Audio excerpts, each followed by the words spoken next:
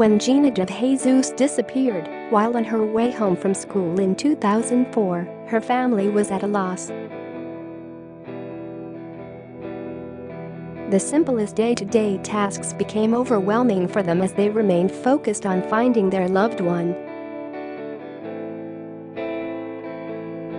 No one gave us a book on how we were supposed to go on or what we were supposed to do, Mara de Jesus, Gina's older sister, tells People exclusively.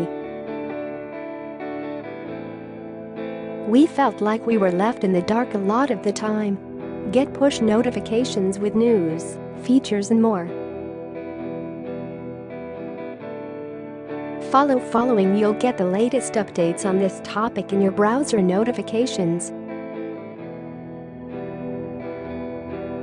It has been more than 5 years since Gina de Jesus, along with Amanda Berry and Michelle Knight, were rescued from a Cleveland home, where Ariel Castro held her captive for nearly a decade. Since then, Gina and her family have been thinking about how to help the families who are left waiting after loved ones have been abducted. I want to help families because my family didn't have anything. They didn't get help, Gina, now 28, tells People.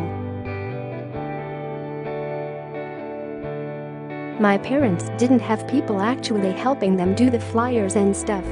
We could actually help other families with all of that instead of them worrying and freaking out.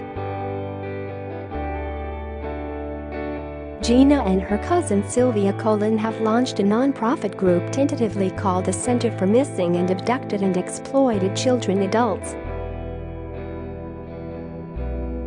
They plan to create a one-stop shop for families who are searching and coping while they search for their loved ones, but first, they're focused on creating a board of directors. Colin says they've made presentations across the city and hope to launch in the new year. They will focus on having their first board meeting by the end of the first quarter so they can plan to raise money and hire an executive director and business manager by the end of the second quarter. Gina's sister Mara is the group's social media manager.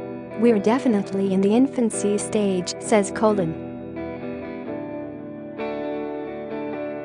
But the group has made significant steps in their quest to help others by setting up a business office in newly renovated manufacturing building, which sits on Seymour Avenue, the same street and neighborhood where Gina was held captive. The group wants to make sure other families in similar situations have somewhere to turn to ask for help and resources. Mara says her family could have used a place like this when Gina was missing. Life goes on, even though that person is gone. It's a balancing act of continuing to look for that person and not feeling guilty, she says. In order to survive, you must do those day-to-day activities. There's just nothing out there like we want to do for families. She continues, even simple things like buying food. A lot of times, when you go through this, you stop eating. You're not paying attention to what you need to go on every day, she recalls. It's like a twilight zone. You're just existing.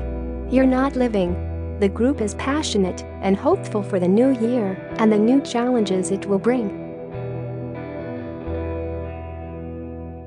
Gina is excited about the holidays, she says, but is looking forward to helping others.